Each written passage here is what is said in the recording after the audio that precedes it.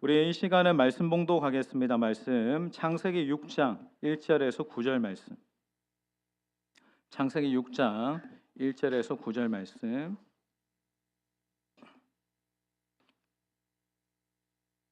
(1절에서 9절) 저와 여러분이 교독하면서 말씀 봅니다. 사람이 땅에 번성하기 시작할 때 그들에게서 딸들이 나니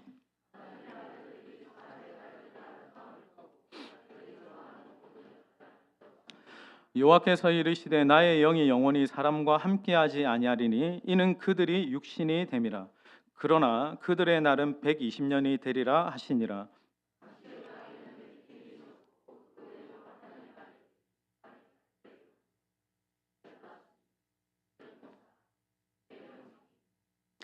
여호와께서 사람의 죄악이 세상에 가득함과 그의 마음으로 생각하는 모든 계획이 항상 악할 뿐임을 보시고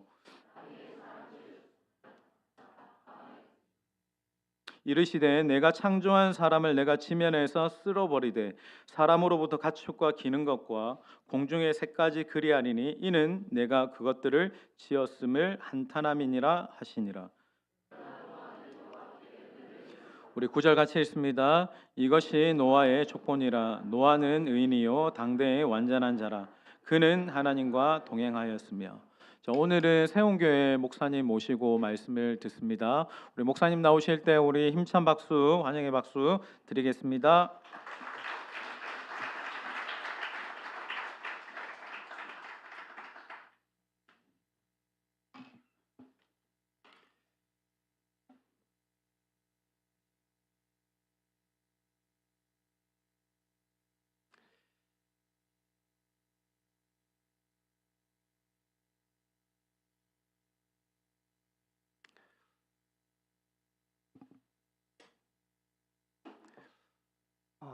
반갑습니다. 저는 구포동에 있는 성도교회에서 5년간 부교육자로 사역하다가 2025년 1월부터 구덕터널에 위치한 사상구 학장동에서 세움교회를 개척하고 있는 박성은 목사입니다. 약 한 달 전에 우리 배 목사님께서 또 저희 교회에 오셔서 기도해 주셔서 너무나 감사했는데 이렇게 또 화명교회 오늘 처음 왔는데 교회가 너무 좋은 것 같아요. 찬양에 어떤 은혜가 있고 또 하나님께서 기뻐하시는 그런 일들을 하는 교회다라는 그런 인상이 너무나 강해서 너무 좋은 그런 생각을 하게 되었습니다. 그래서 이 하병교회 말씀의 강단에서 또 말씀으로 교제할 수 있게 되어서 더욱더 감사하는 그런 마음입니다. 부족하지만 성령께서 주시는 말씀의 깨달음이 우리 모두에게 있기를 간절히 소망드립니다. 그래도 이렇게 지금 처음 봤는데 세움교회에 관해서 간략하게 소개를 하겠습니다. 세움교회는 이제 개척한 지 약 1년 정도 되었습니다. 지금까지 리모델링 중이었고 1년 내내 리모델링을 했습니다. 그리고 내년 3월 정도로 설립 예배를 계획하고 있습니다. 이 1년을 돌아볼 때 하나님께서는 우리의 연약을 하나님을 좀 더 의지하게끔 하셨던 그런 시간. 우리 성도님들께서 생각날 때마다 체험교회가 저기 있는데 기도를 좀 해주십니다. 체험교회는 4가지 핵심 가치를 추구하고 있는 교회입니다. 예배, 성경, 교육, 섬김입니다. 실제로 개척을 해보니 어느 하나 쉬운 것이 없다라고 그렇게 생각이 됩니다. 그럼에도 우리는 이 4가지 핵심 축을 부단히 세워나가려고 그렇게 애를 쓸 것입니다. 제가 좀 목소리가 조금 작아서 그리고 이 세움교회는 구덕터널 들어가기 직전에 혹시 대남병원 혹시 아시는지 모르겠습니다. 예, 거기 가까이 있습니다. 그 근처로는 우리 같은 노예에 속하는 구덕산 교회가 우리 교회에서 내려다 보입니다. 안타깝게도 교회로 가는 길은 꽤 비탈길입니다. 우리 목사님께서 한번 오셨는데 헐떡이시더라고요. 예, 운동을 좀 하셔야 예, 고바입니다. 원래 길이 있었는데 이제 그쪽으로 이제 개발이 되어서 이제 기존의 길이 폐쇄가 되고 억지로 이제 새로 길을 내었습니다.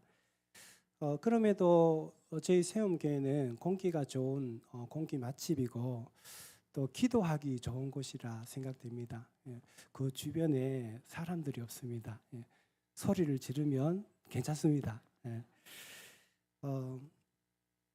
혹시 전도 기간에서 조용한 기도원을 찾는다면 기도하기 좋은 곳이라 그렇게 생각이 됩니다. 이처럼 세움교회는 세상 관점에서 보면 매우 부족해 보이지만 세상을 비추는 빛의 역할을 잘 감당하도록 저희는 최선을 다할 것입니다. 그래서 우리 성도님들 세움교회 오늘 처음 들어봤는데 좀 기억해 주시고 특별히 기도해 주시면 감사하겠습니다. 소개는 이 정도로 하고 이제 말씀을 시작하겠습니다. 함영교회를 생각하며 어떤 설교를 해야 될지 기도하며 고민하다가 그래도 창세기를 계속 좀 공부를 해왔던 터라 창세기로 본문을 잡아보았습니다. 그래서 오늘 본문을 통해 우리는 교회가 어떻게 육에 잠식되지 않는 소수의 경건한 자들을 키워낼까라는 그런 고민을 우리가 다 같이 해봤으면 좋겠습니다. 정말로 이 문제는 오늘 이 시대에 너무나 중요하고 시급한 문제라 하겠습니다. 저는 이 문제에 있어서 어떤 구체적인 대안을 제시할 수는 없습니다. 그러나 말씀을 통해 성령께서 이 문제를 가슴 깊이 고민하게 해주기를 기대하고 있습니다. 그런 깊은 고민이 우리 모두에게 생겨나기를 기대하고 소원해 봅니다. 창세기 1장에서 5장을 살펴보면 두 가지 큰 흐름이 있음을 알게 됩니다. 첫 번째 큰 흐름은 창세기 4장에 등장하는 가인의 후예들입니다. 우리가 잘 알다시피 가인은 동생 아벨을 죽이고 하나님을 떠나버립니다. 창세기 4장 16절에 가인이 여호와 앞을 떠나서라는 이 문장이 그의 모든 상황을 대변하고 있습니다. 그리고 창세기 4장 19절에는 가인의 후예 중 가장 대표적인 인물이 등장하는데 라멕입니다. 그는 일부 다처제를 도입하여서 하나님의 창조 질서를 깨뜨린 인물이며 또 창세기 4장 23절 24절의 라멕의 노래 일명 칼의 노래를 통해서 그의 잔인함과 무정함 그리고 여호와를 기만하는 인물됨을 드러내고 있습니다. 이들을 한 단어로 정의하자면 육입니다. 이 육은 오늘날 하나님을 알지 못하고 자신의 생각대로 살아가는 세상을 말합니다. 그런데 이 육은 온 세상을 덮을 정도로 급속도로 확장되어 가고 있다라는 것입니다. 그리고 또 하나의 큰 흐름은 창세기 5장에 등장하는 셋의 후예들입니다. 그들은 소수의 믿음의 후예들입니다. 그런데 이제 창세기 당시 사람들의 특징을 살펴보면 100세 이후로 죽기 직전까지 계속해서 자식들을 낳는다는 사실입니다. 평균 수명이 좀 우리가 좀 상상하기 어렵지만 900살이 넘어갑니다. 생각해 보시기 바랍니다. 당시 사람들은 거의 800년간을 자식들을 낳습니다. 그리고 자식의 자식이 또 800년간의 자식들을 계속해서 낳습니다. 이런 식으로 계산하면 인류는 정말로 하나님의 말씀대로 생육하고 번성하여 땅에 충만해졌음을 우리 생각해 볼 수 있습니다. 따라서 가인의 후예들은 말할 것도 없이 셋의 후예들도 땅 위에 엄청나게 충만했을 것입니다. 그러나 안타깝게도 창세기 5장을 보면 경건한 사람들은 매우 아주 소수의 인원만 남아 있습니다. 이를 통해 우리가 생각해 볼 수 있는 사실은 언뜻 보면 세상에 두 개의 큰 흐름이 동시에 존재하는 것처럼 보이지만 실제로는 육이 영을 잠식해버린 세상이 노아 홍수 직전의 그 큰 흐름이라는 사실입니다. 그렇다고 한다면 오늘 본문의 큰 사건인 하나님의 아들들의 타락은 어느 날 갑작스럽게 촉발된 것이 아니라 오랜 기간 축적된 사건이란 사실입니다. 즉 하나님의 아들들의 타락은 노아 시대에만 국한된 것이 아니라 아담 범죄 이후로부터 계속적으로 촉발된 사건들이었고 이것은 지금 이 순간에도 계속해서 일어나고 있는 사건이라는 사실입니다. 저는 우리가 오늘 본문을 이 창세기를 그런 시각으로 봐야 된다라고 생각합니다. 그래서 엄밀하게 말하자면 오늘날 많은 교회와 성도님들이 다 그렇진 않지만 세상에 잠식되어 가고 있으며 믿음의 사람들이 계속적으로 그 빛을 잃어가고 있으며 실제로는 매우 소수의 경건한 자들이 믿음의 명맥을 겨우 지켜내고 있다라는 사실입니다. 이 말에 동의하기 어려운 분들도 계실 겁니다. 그렇지만 저는 오늘날 이런 흐름, 이런 영적인 흐름을 부인할 수 없다라고 그렇게 생각하고 있습니다. 이런 생각을 전제하고서 이제 본문의 말씀을 살펴보기로 하겠습니다. 본문 1절, 2절을 보면 하나님의 아들들과 사람의 딸들이 등장하고 있습니다. 쉽게 말해 하나님의 아들들은 셋의 후예들이고 또 사람의 딸들은 가인의 후예들을 말합니다. 그러나 놀랍게도 하나님의 아들들의 타락이 등장합니다. 타락의 양상이 이런데 2절인데 우리 2절을 한번 다 같이 읽어보겠습니다. 2절을 다 같이 읽겠습니다. 하나님의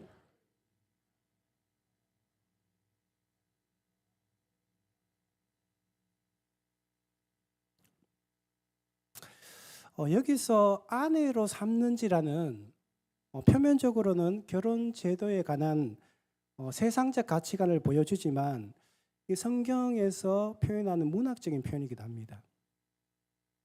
따라서 아내로 삼았다라는 이 표현은 분리가 아닌 혼합을 의미합니다. 즉 경건했던 사람이 영을 쫓아 생활하지 않고 불경건한 사람과 교류하고 연합하여 그들처럼 세속적 삶을 살고 있음을 비유하고 있는 말씀이 아내로 삼았다는 거죠.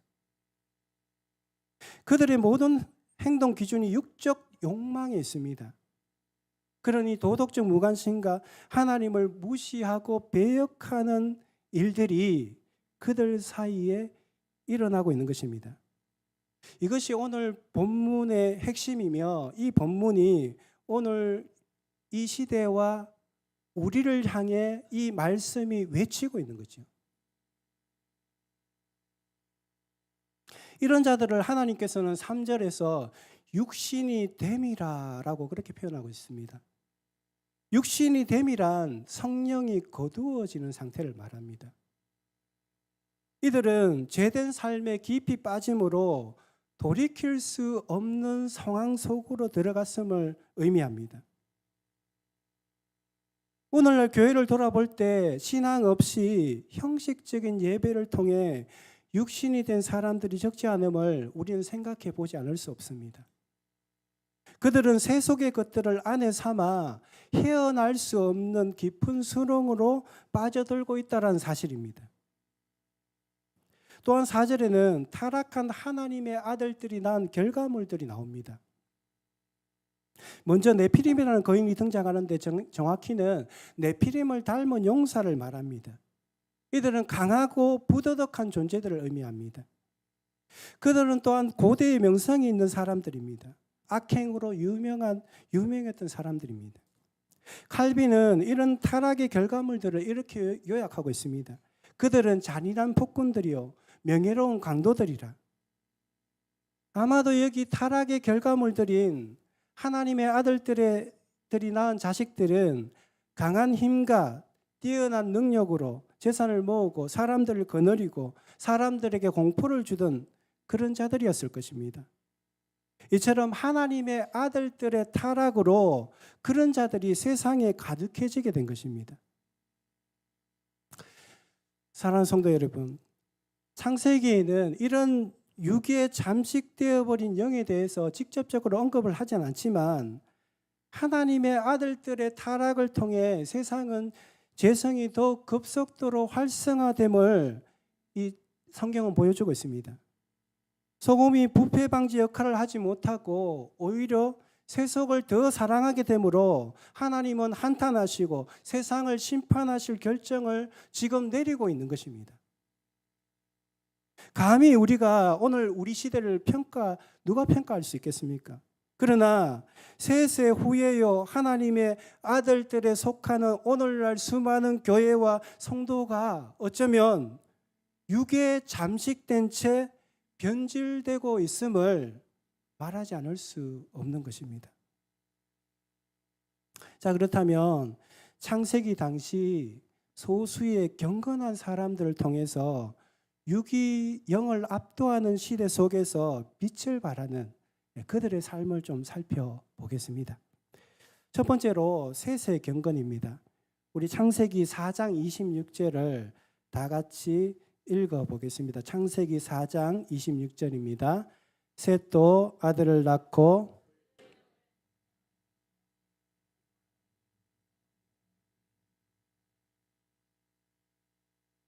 셋은 아벨을 대신한 자입니다.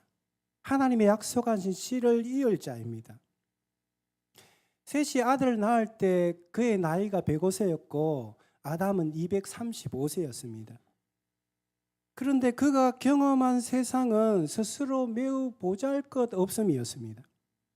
병듦, 약탈과 살인, 재난, 궁핍과 같은 고통의 상태를 그는 처절하게 경험하고 있었던 것입니다. 그런데 그런 그가 자식을 낳았는데 이름을 에노스라 지은 것입니다. 이 에노스라는 히브리어 단어는 병들고 고통 중에 살 수밖에 없는 존재, 범죄할 수밖에 없는 존재, 죽을 수밖에 없는 존재를 말할 때 이 에노스란 단어를 사용합니다. 따라서 이 말은 교만을 뽐내던 가인의 후예들과는 달리 셋은 자신이 스스로 보잘것없음을 절실히 느끼고 하나님 앞에 겸손할 수밖에 없는 존재임을 아들의 이름을 통해서 고백하고 있는 것입니다. 인간은 스스로 무기력한 존재임을 인정할 때 전능하신 하나님을 전적으로 의지하게 되어 있습니다. 욥기서 10장 9절을 보면 기억하옵소서 주께서 내 몸 지으시기를 흙을 뭉치듯 하셨거늘 다시 나를 티끌로 돌려보내려 하시나이까. 욥의 절실한 간구입니다. 이 욥의 절실한 간구는 무기력하고 연약한 상태에서 나오는 것입니다. 따라서 신앙의 회복과 영적 부흥은 인간의 유한함을 깊이 인식할 때 발생하는 것입니다. 생명의 유약함에 대한 깊은 인식은 깊은 고통으로 다가오기도 하지만 하나님께로 나아가게 되는 길이 되기도 합니다. 이 셋은 지금 어떤 신앙을 보여주고 있냐면 한계 상황 속에서 하나님을 바라보고 있는 신앙을 보여주고 있습니다. 여러분들, 우리가 인생을 살면서 얼마나 많은 한계 상황에 봉착하게 됩니까? 나는 할 수 없어. 나는 안 돼. 나는 넘어갈 수 없어.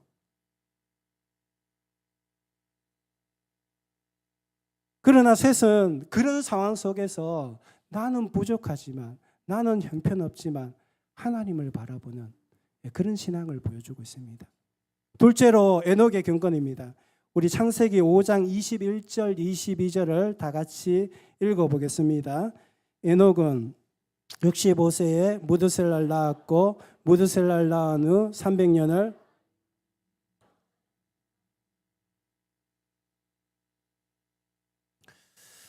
죽음을 보지 않고 하늘로 올라간 에녹은 아들의 이름을 무드셀라라 짓습니다.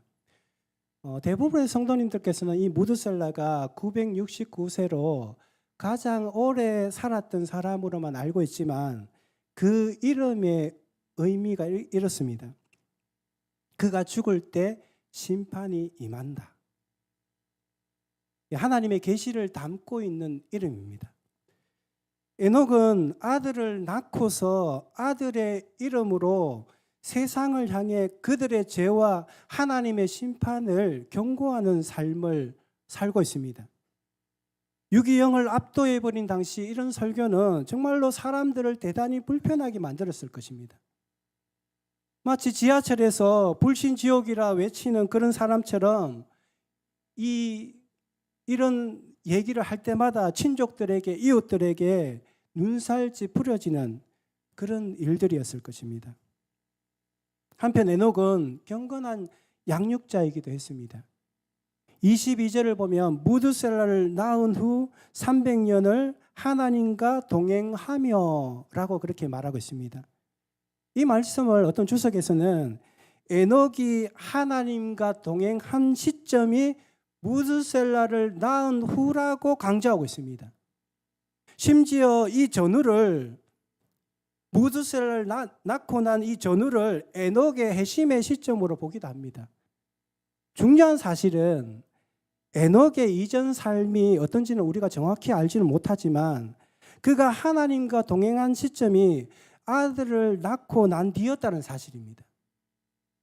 이 동행이란 단어 이 히브리어 할라크는 기본적으로 걷다인데 삶의 방식을 따르는 것을 말하고 깊은 관계를 맺는 것을 말합니다. 하나님과 동행했다 이 말이죠. 그러니 그가 아들 무드셀라를 낳고 난 뒤 하나님과 이전보다 훨씬 깊은 관계를 맺게 되었음을 이 문장을 통해서 우리 생각해 볼 수가 있습니다. 여기서 우리는 에녹의 마음을 어느 정도 추측해 볼 수 있습니다. 아들 무드셀라를 낳고 나서 그 아들이 하나님의 아들로 잘 양육되기를 원하는 마음을 말입니다. 그래서 그의 구별된 삶을 통해서 그 아들이 자신의 삶을 본받기를 원함이었던 것입니다.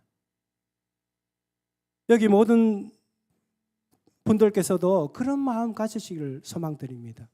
저도 오늘 아들 1명, 조카 1명, 우리 성도교회 소수정예 교인 4명을 이렇게 데려왔는데 아들 하나 키우는 게 너무 쉽지가 않습니다. 심지어 친구 목사님도 이런 얘기를 하더라고요. 아들이 둘이 있는데 둘째를 감당을 못 하겠다고. 신앙이 벗어나는 그런 목회자의 자녀들이 많이 있다라고 그렇게 얘기를 합니다. 우리 자녀들에 대한 신앙 책임은 다른 곳에 있지 않습니다. 주일학교도 아닙니다. 부모로부터 일어나는 것입니다. 부모에 대한 관심, 부모에 대한 사랑, 부모가 그런 신앙을 보여줄 때. 그래서 오늘날 다음 세대에 대한 소망은 부모로부터 일어나는 것입니다. 셋째로 라멕의 경건입니다. 우리 창세기 5장 28절 29절을 다 같이 읽어보겠습니다. 라멕은 182세의 아들을 낳고 이름을 노아라 하여 이르되 여호와께서 땅을 저주하심으로 수고롭게 일하는 우리를 이 아들이 아니하리라 하더라. 이 라멕은 아들의 이름을 노아라 짓는데 이 노아는 쉼과 안식을 가져다 줄 자임을 암시하는 이름입니다. 그런데 29절에서 노아라고 짓게 된 배경이 나옵니다. 그 배경이 뭐냐면 여호와께서 땅을 저주하심으로. 저희가 개척한 세움교회는 부산 한복판에 나름대로 부산 한복판에 있습니다. 주례가 있고 그 다음에 대신동이 있고 학장동이 있고 학장동은 좀 모르겠습니다. 하여튼 이렇게 보면 부산 중간 한복판에 위치하는 것 같은데, 근데 실제로 가보면 산중턱 그 숲으로 맹둘러싸여 있는 곳입니다. 원래 이곳은 장인어른이 계셨던 곳인데 이제 돌아가시고 또 장인어른하고 가족들은 저기 밑으로 내려가시고 빈집으로 한 7년 그 정도 방치되어 있다가 저희가 이제 들어가서 교회를 해야 되겠다 이렇게 해서 살게 되었습니다. 지금은 제초제도 치고 관리가 그나마 되어서 덜했지만 처음 들어갈 때는 이 풀들이 저보다 크고 이 풀들을 어떻게 해야 될까, 또 조금 있으니까 베고 나도 또 나고 손질하는 게 정말 쉽지가 않았습니다. 이제 거기서 배운 것이 뭐냐 하면 자연의 힘이 척박함의 힘이 정말로 대단하구나. 29절에 이 라멕은 땅에 가시덤불과 엉겅퀴로 인해서 매우 지친 상태에 처해 있었습니다. 아마도 라멕은 척박한 환경 속에서 일이 너무 힘들었을 것이고 하나님의 저주로 효력을 잃은 땅은 그 노동의 결실을 제대로 보상해 주지 못했을 것입니다. 여기서 땅인 아담아는 단순히 토지만을 의미하는 것이 아니라 인간의 모든 영역을 나타내기도 합니다. 그렇다고 할 때 라멕은 그의 인생 내내 척박한 토지 환경과 인간의 온갖 제약들로 인해서 고통과 절망의 시절을 보내고 있었다라고 생각해 볼 수 있습니다. 그런데 이제 이런 일들은 오늘 우리 성도님들에게도 매우 자주 일어나게 되는 것입니다. 때로는 생각지도 못했던 곳에서 문제가 뻥뻥 터집니다. 그러나 라멕의 위대함은 역동적인 믿음이라 하겠습니다. 수고롭게 일하는 우리를 이 아들이 안위하리라. 그는 고통의 현장에서 인생을 포기하지 않고 하나님을 원망하지 않으며 오히려 하나님을 의지하여 하늘로부터 오는 신령한 위로를 기대하는 사람이었습니다. 그런 믿음을 보여준 것이죠. 그런데 이 안위에 대한 소망은 하나님의 약속의 말씀을 염두에 둔 것이었습니다. 창세기 3장 15절에 여자의 후손이 원수의 머리를 상하게 할 것을 그는 굳게 붙들고 있습니다. 이것은 좁게는 노아를 통해 성취되었고 결국 예수 그리스도를 통해서 완전히 성취될 것입니다. 성도 여러분, 신앙의 성장, 우리가 신앙의 성장을 하고 싶어 합니다. 좀 더 크고 싶고 좀 더 넓고 싶고, 이 신앙의 성장은 좋은 환경과 풍요에서 나타나는 것이 아니라 어쩌면 고달픈 삶 가운데 안식의 주이신 그리스도를 바라볼 때 이 신앙의 성장은 나타나는 것입니다. 예수 그리스도만이 참된 안식의 주이심을 깨달을 때 우리는 실제로 성장하게 되는 것입니다. 예수 그리스도를 의지하는 게 쉽지 않습니다. 눈에 보이는 의지하는 것들이 너무 많이 있지 않습니까? 나의 능력, 나의 재력, 나의 친구들, 모든 그런 것들을 우리가 실제로 의지하지만 실제로 우리가 예수 그리스도가 나의 안식의 주이심을 깨닫게 될 때 그때 우리의 영성은 자라게 되는 것입니다. 그런 성장이 우리 모두에게 있기를 간절히 소망드립니다. 마지막으로 노아의 경건입니다. 우리 창세기 6장 8절 9절을 다 같이 읽어보겠습니다. 그러나 노아는 여호와께 은혜를 입었더라. 이것이 노아의 족본이라.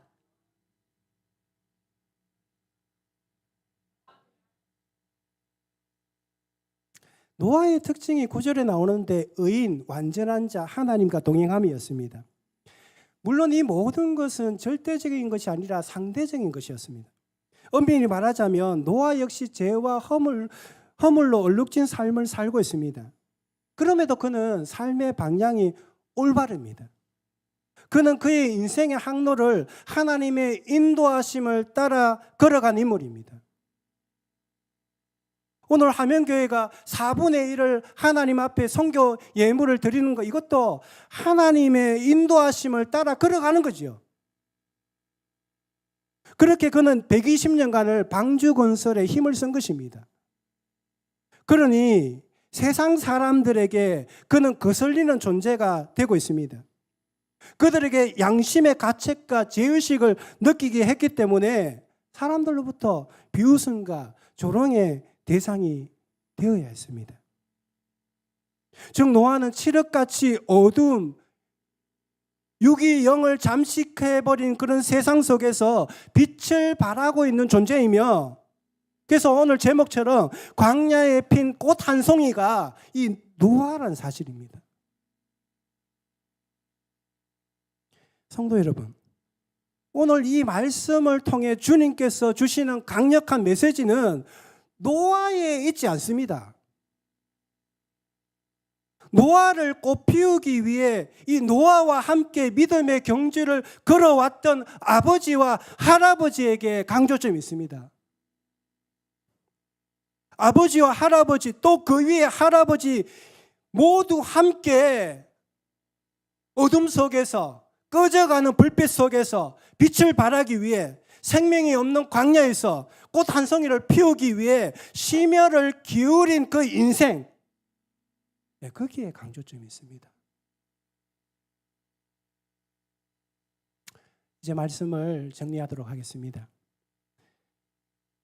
아담의 선악과 사건을 통해 세상은 지금까지 죄성이 뻗어나가는 곳이 되어버렸습니다.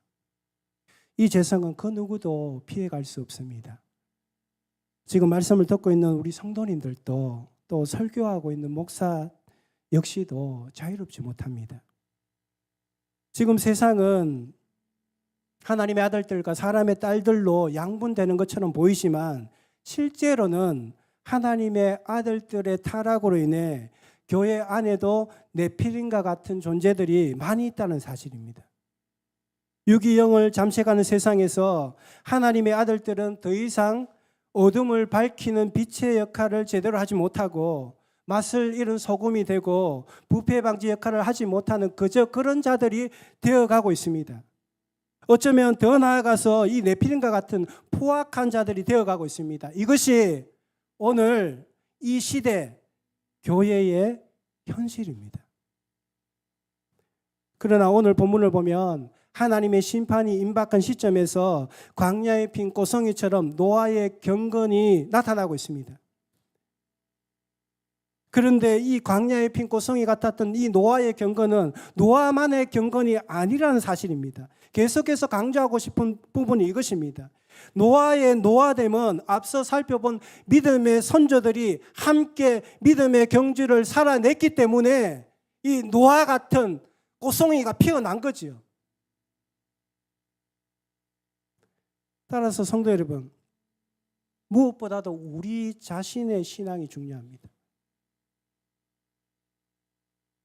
저는 성도교회 5년 사역에서 초등부 아이들의 중요성을 깊이 깨닫게 되었습니다.